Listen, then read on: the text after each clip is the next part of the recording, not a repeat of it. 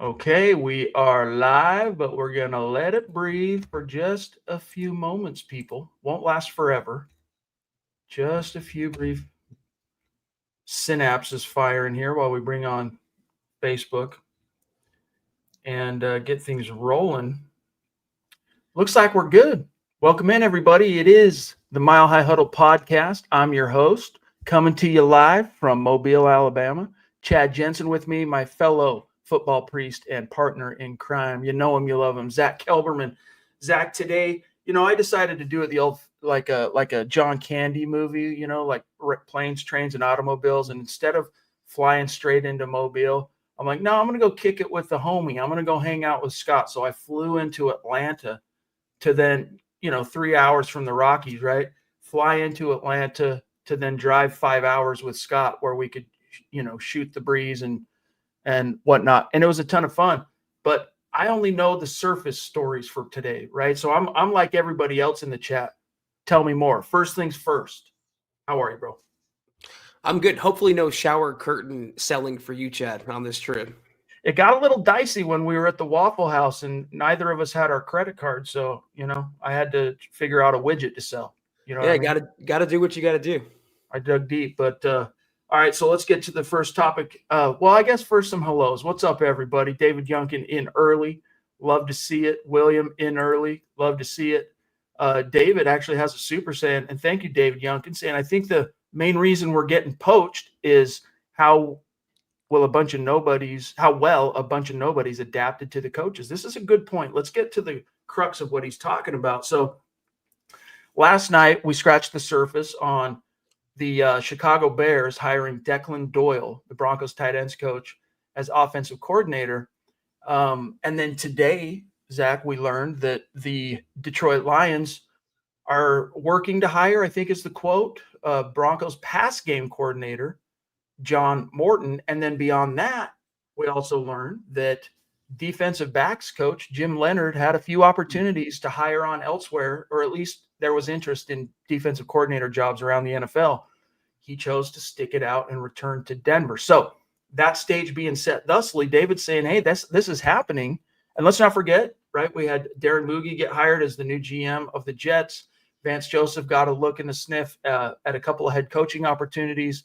Chris Banjo's still in the wind, but he's had interest from 3 teams as a special teams coordinator. So the stage being set thusly, Zach, is this the reason why? Because the Broncos, they turned some lemons into lemonade. Is that the main takeaway? Well, you also had David Shaw getting some offensive Yes. coordinator interviews as well. So obviously the NFL is liking what the Broncos are doing, especially on offense with Sean Payton's system. And, with Chad, when you win 10 games, you go to the playoffs with a rookie quarterback that many thought would be the bust of the draft class. You're going to draw some eyeballs to your product. And that's exactly what the Broncos are doing. They've also drafted well under Sean and George Payton. But you can also reverse this, David. Is it how well a bunch of nobodies are adapting to the coaches, or how well are the coaches adapting to a bunch of nobodies? And I think, at least on offense, Chad, given what they had to work with, they did pretty well. Agreed. And David, buddy, thank you for the super. We had Papa Bear, David McElrath jumping in. What's up, brother? So good to see you. I'm feeling ashamed even this moment that I don't have my Buckham t-shirt with me here in Mobile. I would rock it proudly, but I think it might have been in the laundry when I was traveling. But so good to see you, David. He says, good evening, Broncos country. Go Eagles. Hashtag God bless the USA. Let's go, Bo. MHH for life. Buckham times 3. Denver Broncos for life. SEAL Team Knicks. I love it, dude. Hashtag game is strong. It's back in business. I love it, David. Thank you, buddy. We got David Youngkin. We need the Sambam. We need the Sambam Meister right here. Hi, guys. Bro, so good to see you. Thank you for the super chat. Very generous. He says, hi, guys. And by the way, traveling, doing the stuff, this is the kind of, when we talk about helping us keep the lights on, the super chat support we get is one of the reasons we're able to come to Mobile. It's one of the reasons Zach and I will be at the Combine at the end of next month. So we really appreciate it. And just know that that support goes a long way and helps us do a lot of stuff. So Sam says, hi, guys. Seems like lots of Broncos assistant coaches are in high demand. I guess that's what happens when you get good and maximize talent. Anyhow, go Broncos, go Eagles in 2 weeks. Indeed, the Go Eagles thing, we'll have plenty of time to talk about the Super Bowl that nobody cares about in Broncos country, but it's true. And I think that's the biggest thing is the Broncos have been able to maximize talent. It's very symbiotic, Zach. You have a front office, a GM and his staff doing a great job of both the college and pro personnel scouting, bringing in guys, the coaches taking those guys, molding them relatively quickly, and then the players, of course, stepping up and answering the bell. And that's the mark of a good organization. All three of those levels working together to create a winning product on the field. Exactly. I was going to say, it kind of sounds like what a successful franchise is, and it's the Broncos finally have the people in place from the top to the bottom. I give credit to the Walton Penner ownership group as well, Chad, for supplying what seems like unlimited funds in order to make the Broncos a better product on and off the field. But I want to echo you, Sam, both your comments here. Go Eagles. I do in my gut, Chad. We'll have some time to talk about it. I think Jalen Hurts and company pull off the upset in this game. I think they're going to hoist the Lombardi in a couple weeks. Oh, baby, I hope so. I don't know. Scott, is that better? Hopefully. Let me know if it's not. You're saying I'm a little faint on the mic. But, yeah, I don't know if I could suffer a whole other off season of Chiefs fans being the world champs and then also having, Zach, the bragging rights of the only three-peats ever. Intolerable. Max Rio, brother, thank you. Up in Canada, you the man. # state of being. He says, evening, gents. It's nice to see that our coaches are getting some love. Can't wait to see how we build this team to take the division. Let's go Broncos.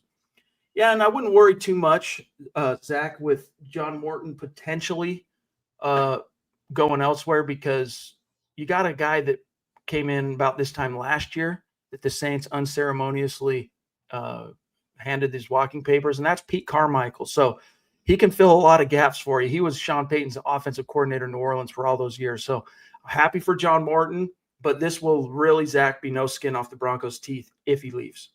Yeah, no, he had familiarity with Sean Payton, worked with him on 2 separate occasions in New Orleans, but you have Carmichael, you have Joe Lombardi, and most importantly, you have Sean Payton and Bo Nix running the operation.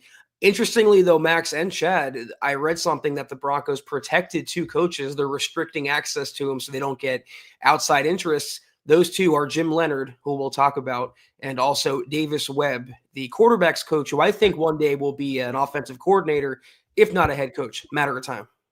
But not now. I had not heard that about the restriction. Again, the last 2 days have been a whirlwind. Airplane, 5-hour car ride. Been a blast. I'm not complaining, but I haven't been as on the wire, Zach, and I haven't even been able to read all the articles at MHH that you guys cranked out today. Tell me about the restriction thing. Davis Webb, because we heard rumblings early on in the coaching hiring cycle. Is he ready? Is he not ready? Could be in demand after everything that went down with Bo Nix. What are you hearing on that front? That's basically it. I want to give credit where it's due. Mike Kliss reported that. I'll see if I can drop the tweet into the side chat, Chad. But yeah, they want to don't want to let Davis Webb get away. And I don't. If it wasn't for Joe Lombardi's history with Sean Payton, I feel like the Broncos would have already promoted him just so they keep him safe. But obviously, they have big plans for Davis Webb, who's quickly, after being a former player and jumping into coaching, just ascending the NFL ranks.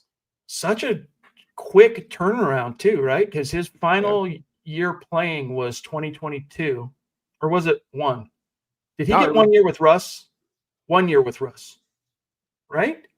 Yeah, he joined with Peyton. So 2023, 2024, 2 years, and he's already being considered for offensive coordinator positions, which is, Zach, one step away from the big thing. I mean, there have been a lot of coaches hired as quarterbacks coaches for head coach in the last 5-10 years in the NFL. It's not unheard of, but obviously the quickest stepping stone, or the highest, however you want to look at it, is offensive coordinator to head coach. And he's young, but I'm glad the Broncos are fending off would-be scalpers, so to speak, because he's got a relationship going with Bo Nix that's working. Yeah, I feel like if Brian Schottenheimer can get a head coaching job in the NFL, Davis Webb will get his opportunity. And it's all geared toward younger coaches, out of the box, unconventional hiring. Another, solid season from Bo Nix will put Davis Webb in those head coaching crosshairs, Chad. We have the Lady D jumping in with a very generous super chat on a Monday night. Love you, Lady D. Thank you so much for the support. She says, hey, guys, good to catch you. Hoping the Eagles win. Is anyone worried that Bo had back issues? And moving forward, is it going to be an issue? I trust the Broncos will keep the coaches we need. Hashtag MHH for life. That's a good point. I mean, they can up to a point with that. You want to maintain credibility. You want other coaches to want to come to Denver. Unlike, for example, when the Broncos hired Gary Kubiak, they wanted to hire Vance Joseph then as their defensive coordinator, but Mike Brown of the not Mike, was it Brown? Yeah. Anyway, the Cincinnati Bengals, he was the secondary coach. They wouldn't let him leave, and even though it was an upward mobility promotional opportunity, they blocked him. And so that goes to a coaching staff. Oh, do I want to go work for Marvin Lewis? They wouldn't even, like, what if I do a great job and my unit prevails and does well and I get opportunities? Now I'm going to take this other job. So if you're the Broncos, you have to balance that kind of thing with the actual demands, Deanna, of no, we don't want to lose Jim Leonard and we don't want to lose Davis Webb. It's kind of a catch-22 a little bit, Zach, but she does have a point. They'll keep the coaches that they need. Yeah, I'm not worried about Bo's back issue as well. He played through it the next week after suffering the injury. He uncorked that 93-yard touchdown pass to Marvin Mims. He didn't miss a snap. We never would have known it if he didn't disclose it himself. He's a warrior. He's a very tough player, and he puts football first always, Deanna. He's definitely not a fragile guy. And I'm encouraged because it restricted what he can do running the football, design runs. A whole section of the playbook was taken out because Bo's back was hurting. He'll have a whole offseason to get healthy. He won't need surgery, just a little rehab and rest and relaxation. And once he's 100% again, we're going to get the full Bo Nix experience under Sean Payton. Indeed, but it does kind of emphasize the need for a reliable backup just in case. Bo Nix, I love the fact, Zach, that he played through it. Yeah, maybe the Broncos had to pull back on some of the design run type of stuff that was starting to proliferate in the offense, which we loved seeing. But I love that he battled through it and didn't miss a start, just showing tremendous grit and that the team allowed him to play through it. Because I'm sure there are teams that would have been a lot more touchy about, our rookie first rounder with a back injury. That's kind of touch and go. But you've got both Jarrett Stidham and Zach Wilson hitting unrestricted free agency. I think they go ahead and let Zach Wilson hit the bricks, but I bet you they try and bring back Jarrett Stidham because he has a little bit more tenure in the scheme with Sean Payton, Zach, plus he has a history with Bo Nix dating back to Auburn. Yeah, I feel like other quarterbacks around the NFL too, if they suffered that injury, they'd be a little reticent to play the next week. Look at Anthony Richardson in Indianapolis. He took himself out of the game because of his conditioning. He literally pulled himself off to the sideline. So Bo's a warrior. He'll play through anything if he can physically go, and it shouldn't be a worry going forward. I echo that, Chad. I want Zach Wilson to be the number 2. I think he has more of an upside under Sean Payton, but the veteran presence and familiarity with Sean Payton could be the one up for him. Yeah, that was if I'm a Colts fan, that was a huge red flag from Anthony Richardson. I mean, huge. It's like, hey, buddy, where's your grit? Where's your will to win? That's not what a leader does. Let's face it. And Sam, thank you, buddy. I'll have fun for sure. Scott and I have already been having a blast. And just the way it works is here, I'll even show you. I'll give you a little scratch and sniff. This is what this year's credential looks like, and you get this kind of orangey, which is cool for us, right? Orange. Reese's looking credential. And then when you show up and you get your cred, one of the things that they give you also is a handy dandy list of rosters for the national and the American team. So that will definitely come in handy. But the practices, there's a long-winded way of getting to my point, which is the practices start tomorrow at 11 local time. So that's 10 a.m. Mountain. And we'll go Tuesday, Wednesday, Thursday. And so we'll be capturing a lot of footage from the practices. And then as they break, you get an opportunity to go down onto the field and talk to certain players. So if there are any players you want myself or Scott to talk to, let us know on a super chat and we will make that a priority. And then we'll be doing little check-ins throughout the day. Obviously, we're not on Tuesday nights, but we'll find ways to do some live streams, and you'll see plenty of the coverage that we get, because I'll be also writing notebooks on what I saw that day and, key players, notebooks, etc. So it'll be fun. But thank you, Sam. And also, again, let me see what Scott's saying. 9:30 local time. Thank you, Mr. Producer. That's when the practices start. Also, again, Zach and I are going to be at the combine at the end of February. So we're going to kick this draft's butt because, Zach, the Broncos have I say relatively full slate of draft picks. They got a 1, they've got a 2, a 3, a 4, no 5, but 3, and no 7, but 3, 6. Yeah, I don't know that they're going to hold on to and make every single one of those picks. George Payton kind of likes to play a little more aggressively in the second and third round, but we'll see what happens on day one. It's going to be a blast, Chad. Amen to that. Big Earn, what's up? Hashtag Broncos country only, baby. But you're going to have to be a little bit tolerant, I think, between now and the Super Bowl, because people are in Broncos country are going to want to talk about the Philadelphia Eagles defeating, let's hope, the Kansas City Chiefs. So hang on a little bit. All right, let me check the chat. And by the way, again, guys, I'm a little kind of worn thin from the travels. I'll be a lot more on point the next couple of days, but tonight we will also probably keep it a little bit tight, like maybe 30 to 45 minutes. So get any questions, topics in ASAP, and that way we'll make sure we don't miss anything. All right, Zach. So the Broncos, how much does John Morton, does it sketch you out at all that he might be gone? Do you think it really affects how this sausage gets made?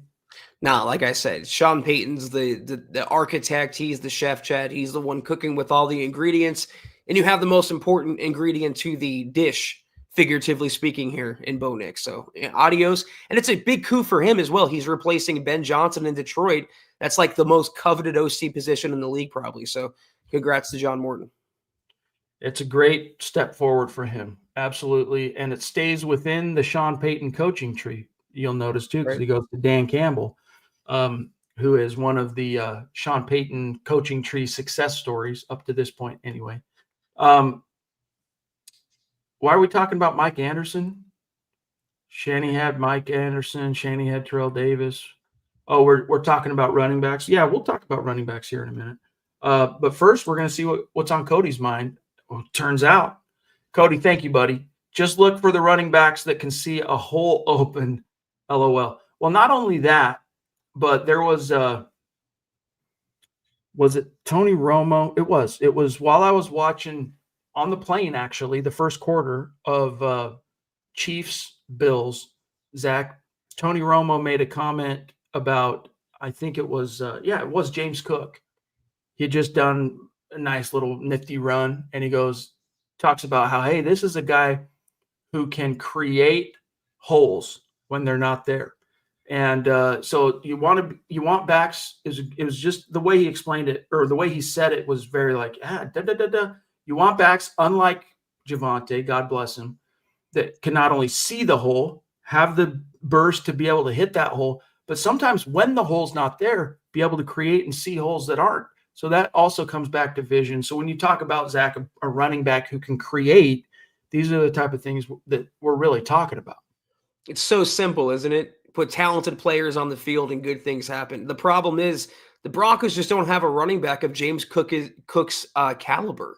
He's an elite running back as far as I'm concerned. As a pass catcher, as a runner, he pretty much does it all in a high-powered Buffalo offense. That's the point here. It doesn't really matter who they end up with. We all have our camps and our preferences for the draft and free agency. The outcome needs to be the same. Get better players in the backfield, get some explosion, get some athleticism, and get a guy that can do it all and get you yards. What a concept. So I think this is where it started. Todd says, if you're like me, Stream Guy, then you miss the Shanahan run game. And he follows that up with Shanny was able to find good running backs for his system in just about any round. And that's no doubt. And that goes, everyone in the chat goes on to talk about the different backs like Mike Anderson and Terrell Davis being a 6th-round pick.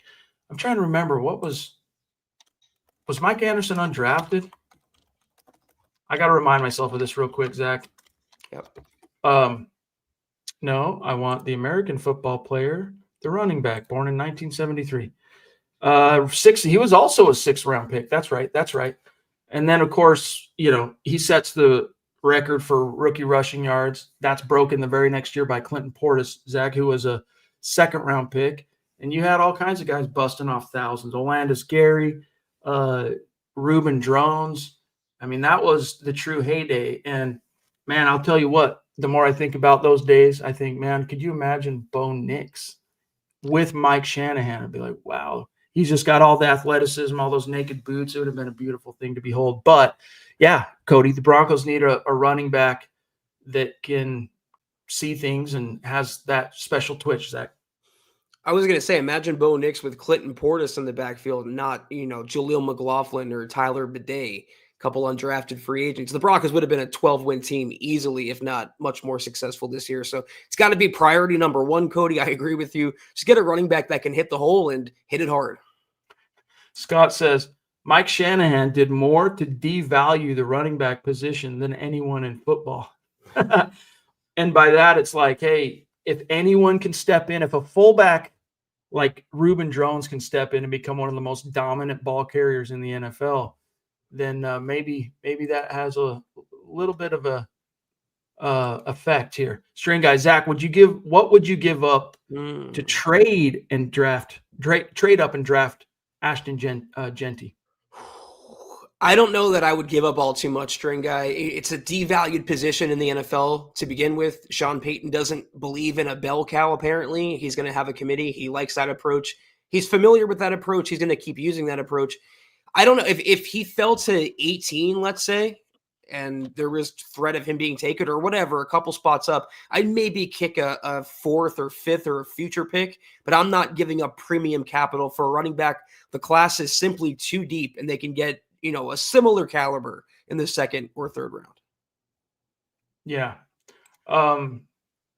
Yeah, I'm not too keen on it. If you need to move 1 or 2 spots and it's like a mid-round pick and you get a running back of that caliber, right, I'm not going to trip too hard on it. But this is a deep running back class. And we're going to see that for ourselves, Scott and I, and we're going to share that with you guys over the next 3 days or so. I don't think you need to trade up to get him. I mean, he's a next-level guy, but there are some good backs. I mean, just one thing, for example, that could fit the Broncos. This is Eric Trickle's preview of the national team. Quote, there are a lot of talented backs worth keeping an eye on. American team. When it comes to the American team, and I talked about this last night, I referenced this, Trevor Etienne, Devin Neal, Marcus Yarns, particularly interesting for what the Broncos can use at the position. So there are going to be plenty of options. No need, Zach, to go knee-jerking and giving up potential capital that, maybe you move up and it gets you a Jeanty, depending on how far, but you forego, say, getting a Jonah Ellis or a Quinn Miners or caliber player with the pick you had to give up to get him. So you can have your cake and eat it too if you stay patient and disciplined. And George Payton's pretty good at that. He likes to trade back. He's not huge in the trade up, at least not in rounds 1 anyway. Yeah, I mean, I'll say this, though, String guy. If he's on the board at 20, I don't know that I'm thinking all too much about that pick. He's the best running back in this draft class, as deep as it is, and you can argue it's the Broncos' biggest need in the offseason. So I'm running that draft card up there. George Fox, great to see you tonight on Facebook, big dog. Says, great pod tonight, guys. Thanks. Go Broncos. Broncos for life. MHH for life. Hit the thumbs up, guys. Yes, kindly hit that thumbs up. It's very helpful for us, especially if you're on YouTube and Facebook. Adam Strange wants to know, what positions should the Broncos go after in free agency? So, Zach, if the philosophy starts with in free agency, fill the roster holes, at least the most immediate ones, before you get to the NFL draft, what screams to you as the most immediate draft need or roster needs? Just mentioned it, running back. Can't have a young quarterback in today's NFL. I mean, look at the Eagles, for example. Jalen Hurts was good on his own, but you give him Saquon Barkley, and now they're back in the Super Bowl. So running back for sure, tight end for sure, wide receiver for sure. I mean, anything surrounding Bo Nix is number one. But on the defensive side, you can use another defensive lineman, depending on what happens with DJ Jones. You need an inside linebacker for sure. You need a safety for sure. and you probably could use another cornerback. But the priority glaring day one has got to be Bo Nix's supporting cast. Yeah, I would put it in order for me personally of priority. And this doesn't mean you draft a guy, for example. I know we're talking free agency and stuff, but what I'm about to say doesn't mean you draft in this order, or doesn't mean necessarily even that your free agent dollars go in this order. Because a running back, you need a guy who can step in now, and you need a guy who you can kind of grow with Bo Nix a little bit and Sean Payton. But I would say running back, tight end, wide receiver in that order. And the Broncos will be able to check those boxes between what they have in free agency and the draft. Phil, Tucson Phil checking in. What's up, brother? Thank you for being with us tonight. The star support, so consistent, means a lot to us, bro. He says, good evening, Chad, Zach, and Deacon Scott. Was Jim Leonard restricted from interviewing? I read he wants to stay in Denver, but I also read a few teams were asking about him, maybe future DC for us. Possibly. Here's what Kliss posted on X today. Mike Kliss of 9 News, quote, Johnny Morton and Declan Doyle become offensive coordinators in the NFC North. Meanwhile, the Broncos are placing priority on retaining QB's coach Davis Webb, as they did secondary coach Jim Leonard. Both Webb and Leonard drew strong interest this cycle, close quote. So they're basically rebuffing interested suitors. And in the case of Jim Leonard, I bet if it was a big enough opportunity, Sean Payton would have let him go. I mean, I think Jim Leonard, in other words, Zach, if he's staying in Denver, it's because he wants to be in Denver. But I could see why you would definitely go out of your way to block Davis Webb leaving. You got something good cooking between him and a young Bo Nix. It's cronyism at its finest in both areas, on offense and defense. If Joe Lombardi wasn't there, Davis Webb would be OC. If VJ wasn't there, Jim Leonard would be DC. And Phil, yeah, probably in the future, if VJ doesn't cut it, if he gets fired midseason or let go after 2025, gets a head coaching job, whatever, you have a built-in defensive coordinator whose star is on the rise in Jim Leonard. He did a great job, Chad, I thought. We could talk about how the pass defense fell off and Riley Moss's injury, Levi Wallace, this and that, but Patrick Surtain II was a lot better under Jim Leonard than he was Christian Parker. So future DC in the making, just like Davis Webb is a future OC in the making. Definitely. Cody wants to know, what do you think of Dylan Sampson? Tennessee running back. Let me see a couple things on him. Coming off, Zach, a 1,500-yard rushing season at Tennessee, 22 touchdowns. What do they have him listed as? Let me see here if they list his size. 5'11", so 5'11", 200-ish. So I think he's interesting. I'm not sure where he projects as a draft pick, but I like that production, Zach. Yeah, this is one of the guys I was talking about. If you don't get Jeanty in the first round, you can take your pick of all the other running backs in the tiers below him in the later round, second round, third round. If Sean Payton thinks that Sampson's the guy and he can be the RB1 in title, I'm willing to trust his opinion. But the fact of the matter is, Cody, like I said before, you just need more talent in the building. And I'm fairly confident Sampson is more talented than Estime and late career Javonte Williams. So the running backs that Scott and I are going to get a good look at this week. Now, granted, these are the non-underclassmen, right? These are the seniors, but Brashard Smith from SMU. This is the American roster. Trevor Etienne, as I mentioned earlier, from Georgia. Devin Neal from Kansas. Let me see here. Marcus Yarns from Delaware. Jarquez Hunter from Auburn. That's just on the American roster. On the national, for what it's worth, Ollie Gordon, the second from Oklahoma State. Joquavius Marks from USC. Donovan Edwards from Michigan. Interesting. Let me see. I'm trying to remember who else here. Oh, yeah. LaQuint Allen, Damian Martinez. And I might be, as I'm skimming this, Zach, missing or overlooking one or two, but it's going to be fun. I mean, this year, it's like we don't have to be obviously we will be looking at the quarterbacks, right? But and like a lot of the film will be quarterbacks because people will want to see it on YouTube. But I'll be spending a lot of time looking at the running backs, Zach, and there's some good ones down here this year at the Senior Bowl.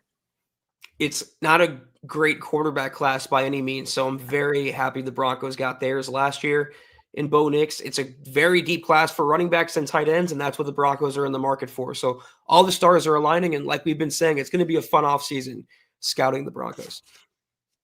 Oh, this is easier. If I would have just turned over the rosters on the other side, Zach, they have it broken down by position instead of skimming the whole roster. But There you go. RJ Harvey, if I didn't mention him, I think I grabbed everybody else. But yeah, a lot of good, interesting running backs. Bashal Tutin from Virginia Tech.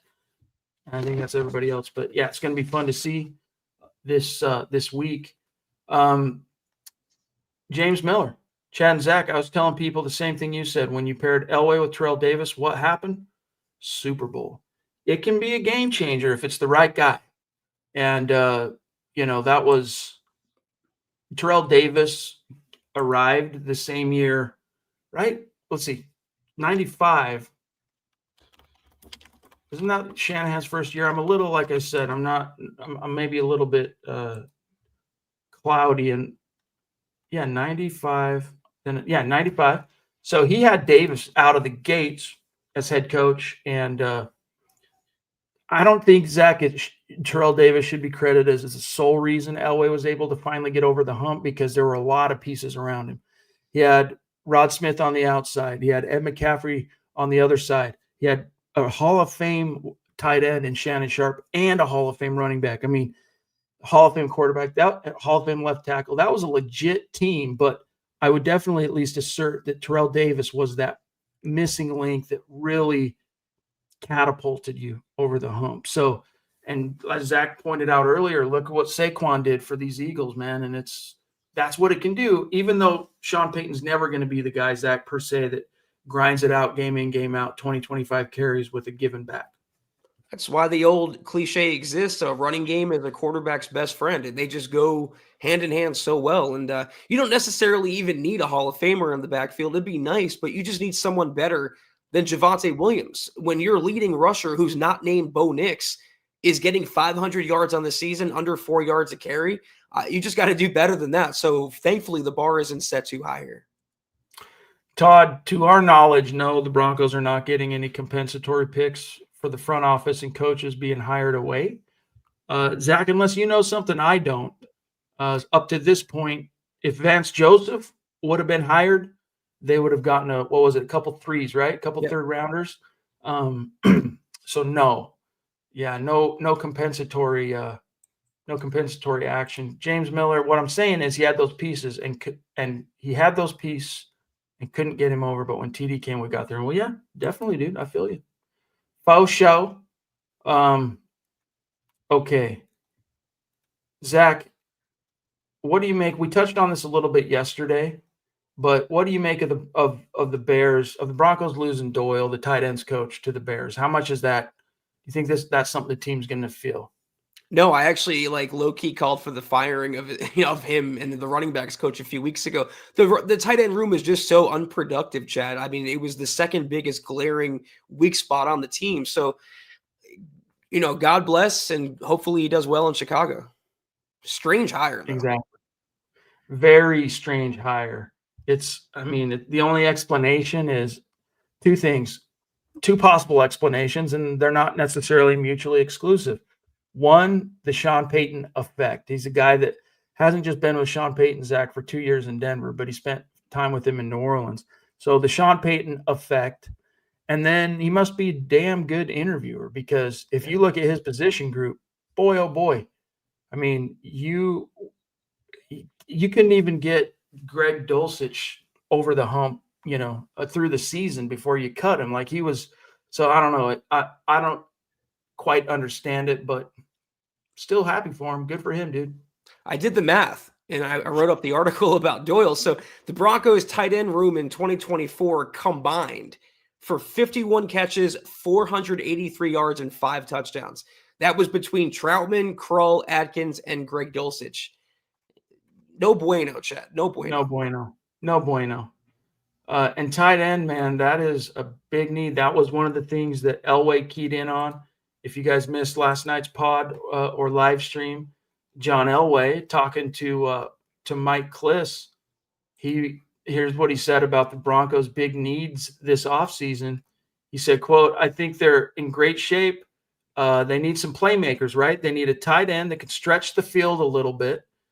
Their backs came on a little bit, and hopefully they can mature, but they need that receiver out of the backfield that Sean likes, that joker position that he likes. Marvin Mims started to make some plays for them, but they could use a little bit more speed out there. So, Zach, a tight end that can stretch the field, a receiver out of the backfield, the kind that Sean likes, a.k.a. like that mythical and mystical joker, and just bottom line, more speed.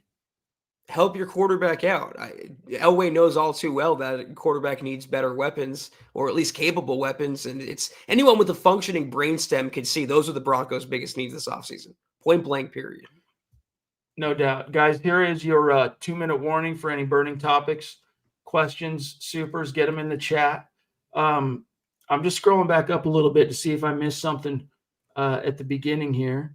But so far, I think we've done a good job getting to the key topics, the key new pieces of news and storylines for today. Okay, hang tight, guys. Opethian, reliable, consistent member of our community, says, I will be over the moon if we can walk away with Jeanty in the first round. We need an RB1, enough with the projects and Band-Aids. Go Broncos. I mean, I'd be right there with you, dude. We'd be going over the moon, but I am still far from convinced, Zach, that these recent mocks from credible mocksters, these aren't just dudes on grandma's couch, putting together a mock. These are legitimate guys predicting Jeanty to be there at 20. By the time the dust settles, I don't think it happens.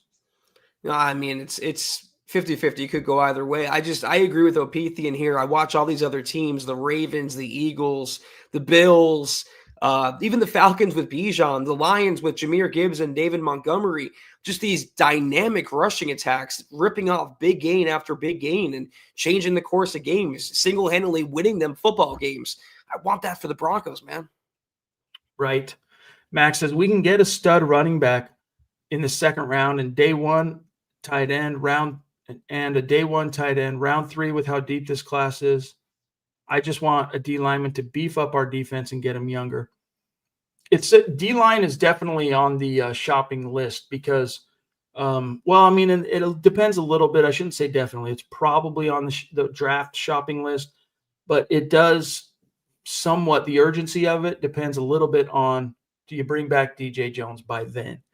And Zach, I was at a point with it where I was like, nah, I think it's kind of fait accompli. I think he's kind of, I wouldn't say worn out his welcome, but I think, he's kind of done what he came to Denver to do.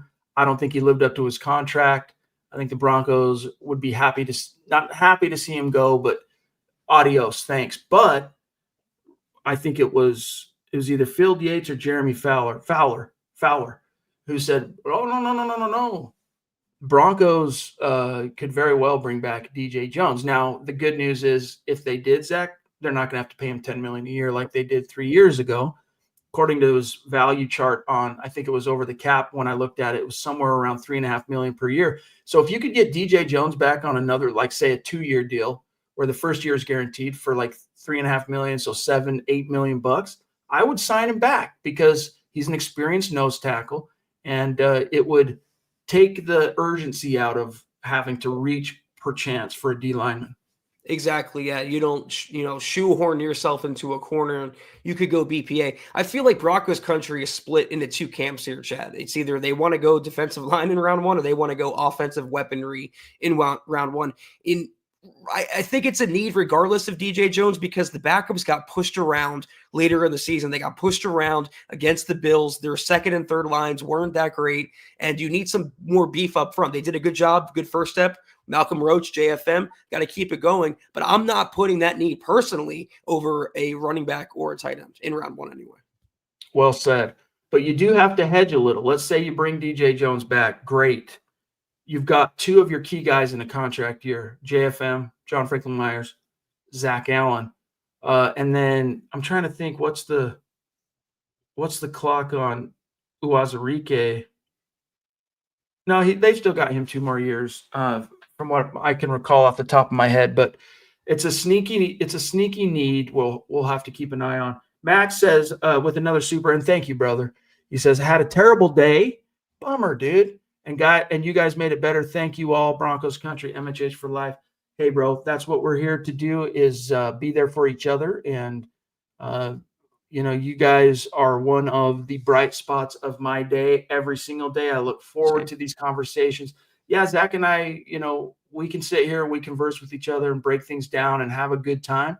But we're also talking with you guys. This isn't a podcast where we're just talking at you and, hoping that you're just sitting there listening. It's interactive. We love hearing what's on your mind. And when you have a terrible day like that, big dog, I'm glad to hear that we could help make it a little bit brighter, because you mean a lot to us. All right. You're a super chat superstar at MHH. So much love and respect, Max. Yeah, co-sign that. Absolutely. You make our day better every time you interact with us, Max, on these podcasts. So definitely appreciate you, and hopefully you can enjoy the rest of your evening. By the way, 2 years left with Uwazurike for sure, confirmed by Mr. Producer. So, but still, D-line is a need. It's just not a 4-alarm need at this point. Cody Dubb, again, brother, thank you. Wouldn't mind taking a look at Aronde Gadsden. I'm not very familiar with him, Zach. I don't know how much. I can pull up a little scratch and sniff, but hold on.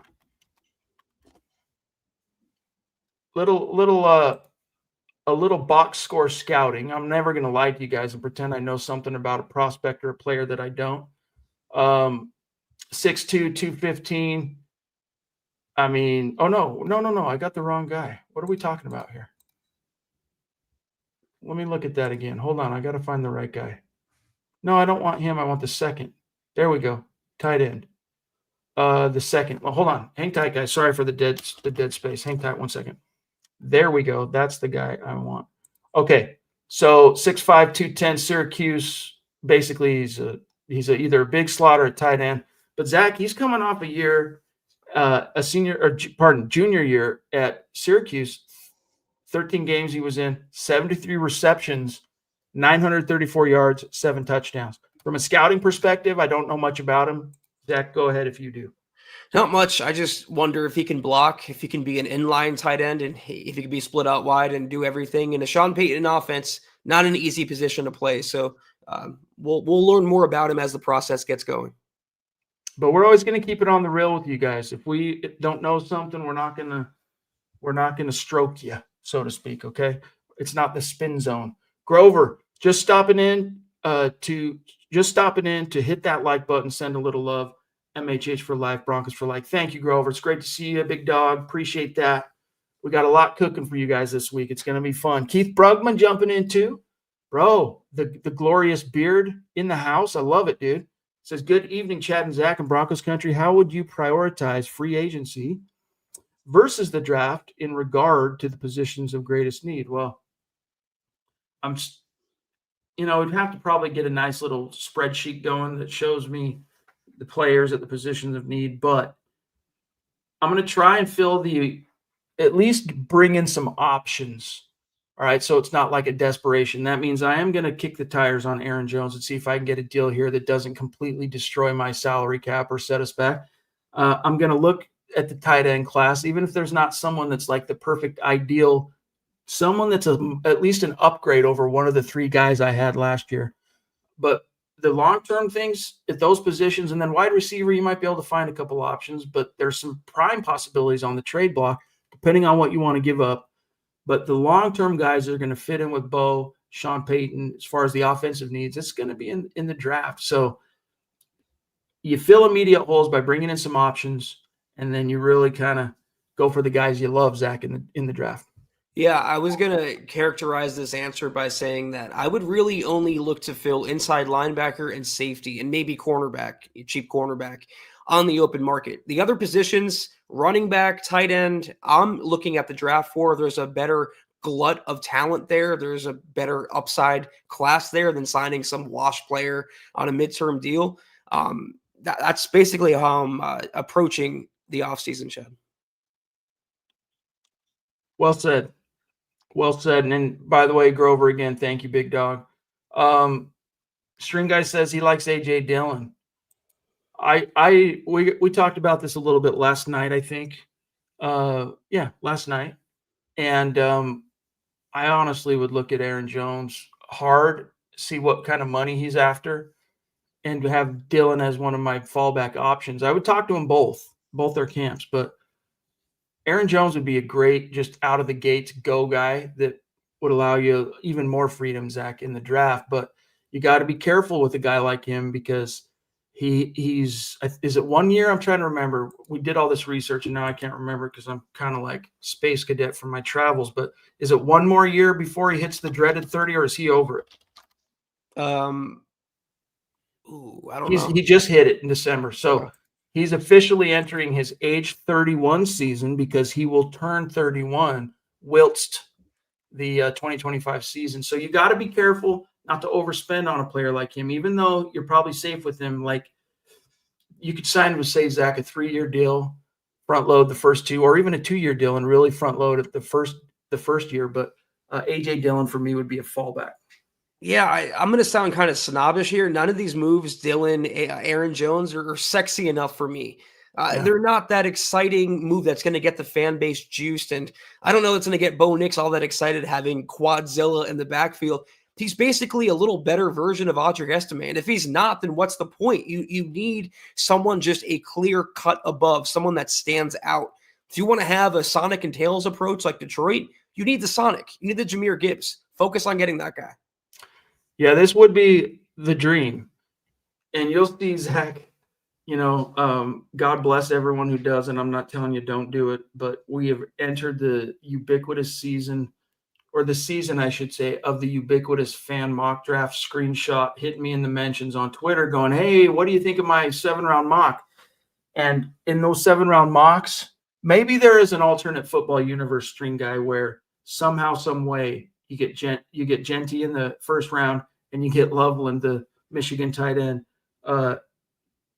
Michigan tight end. Anyway, in the second, but the probability of that happening in our football universe, pretty slim.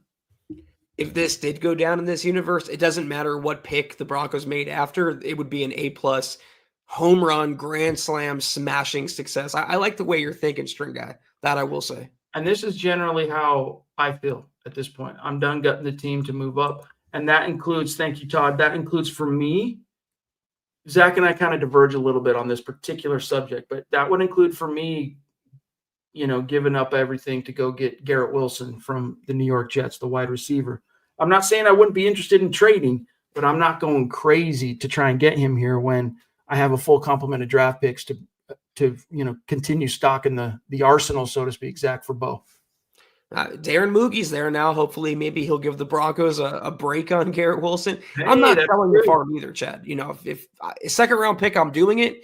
1st-round pick, I might be balking. But if you're going to go wide receiver, if you're dead set on that, go for the accomplished, go for the proven commodity in Garrett Wilson. That's the logic behind that anyway. Yeah, that's what they call, by the way, A.J. Dillon is the Quadzilla. Kind of funny. But it's Cody Dub saying, I'm with Zach. On free agency, there's really good depth to get or even starters at safety and inside linebacker. Yeah, to me, Zach, the biggest need on defense is D-line's more of like a 2 years from now need. As far as just raging need, red hot need, to me, it's more inside linebacker and safety. PJ Locke, if you're going to hold on to him, he's got to be your 3rd safety. He can't be but the problem is if you're going to hang on to him and he's not going to be your number 2 safety, he's overpaid. So then you got to let him go probably. Kind of a pickle, but they gambled a little on PJ Locke being able to duplicate what he did as a spot starter, and it didn't pan out. I'm with you. I think inside linebacker is the biggest need on the non-offensive side of the ball, meaning defense. It's more than safety, more than defensive line. They got to prioritize an off-ball linebacker. I love Chris Godwin as a fit here in Denver. even though he's coming off a season-ending injury. I love him as a fit for Sean Payton and Bo Nix. Higgins, I think, if you want to get Higgins here, Zach, you're going to have to show me the money. What is his name? Rod, whatever, on Jerry Maguire, the Quan. You want him, you want Higgins, you got to show him the Quan.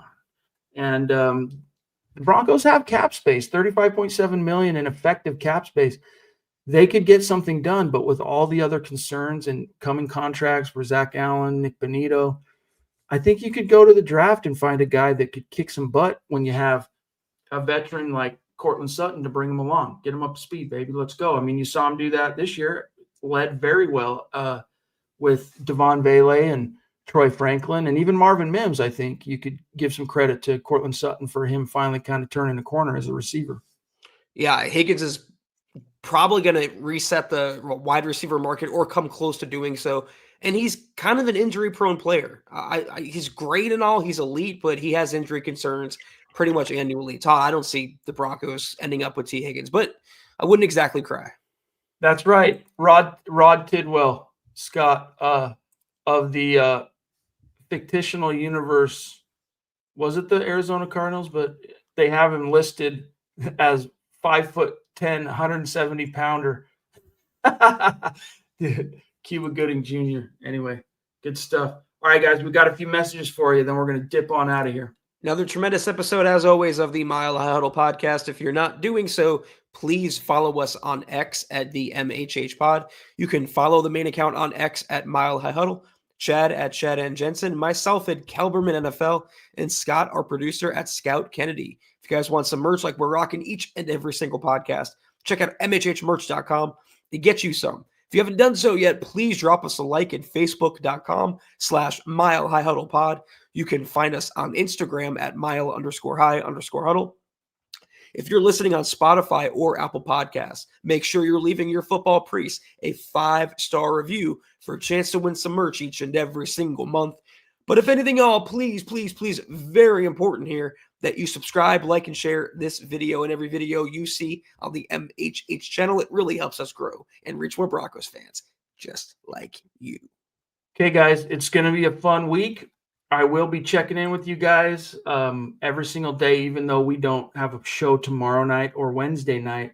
You will be hearing from me, YouTube, Facebook, and then, of course, a lot of written content at milehighhuddle.com. So keep it bookmarked and locked in.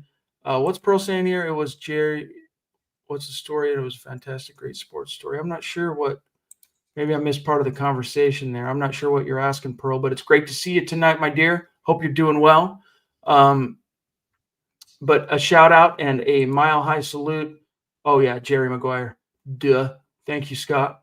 To the great Super Chat superstars and supporters tonight, helping us keep the lights on. Sam Bam, you the man. David Youngkin, you the man. David McElrath, the Papa Bear, you the man. For a minute I had a hard time. I had to kind of overcome a mental hurdle calling a grown man I'd never met Papa Bear before. But after I met him, he's forever Papa Bear. That's just the kind of guy he is. Love you, David. Papa Bear. Max Rio, brightening that day up in Canada. Can get a little gloomy in the wintertime up there north of the 49th parallel. The Lady D, thank you. Cody Dubb, thank you, brother. George Fox, Phil McLaughlin, Keith Brugman checking in, and Grover. Love you guys. We'll be back soon. Thursday at the very latest for the actual full podcast effect, but you'll be hearing from us this week. Can't wait to see you again. Have a great start to your week. We'll see you Thursday. Take care. And as always, go Broncos.